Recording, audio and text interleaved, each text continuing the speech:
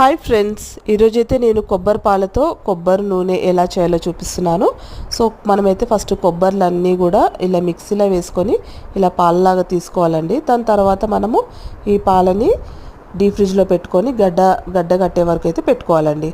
తర్వాత 10 మినిట్స్ ముందుగా తీసుకొని స్టవ్ మీద ఒక మూకుడు పెట్టుకొని ఇలా గడ్డగట్టిన ఈ పాలని స్టవ్ మీద పెట్టేసి మెల్లిగా దాన్ని కలుపుతూ ఉండాలండి. అప్పుడైతే మనకి ఇలా మంచిగా మిక్స్ చేస్తున్న కొద్దీ అది ఆయిల్ అనేది రిలీజ్ చేస్తుంటుందండి. దీనికోసం అయితే మనము చాలా పెద్ద టైం అయితే తీసుకుంటుంది, కానీ ఫ్రెష్గా హోమ్మేడ్ కోకోనట్ ఆయిల్ అయితే వస్తుందండి. చాలా న్యాచురల్గా ఉంటుంది. చూడండి, ఆయిల్ అయితే ఇప్పుడు రిలీజ్ అవుతూ ఉంది.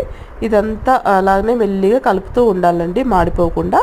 ఒక హాఫ్ అన్ అవర్ 1 అవర్లో అయితే మనకి ఇలా బ్రౌన్ కలర్ అయిపోతుంది. చూడండి, ఫ్రెష్ ఆయిల్ రెడీ అయిపోయింది.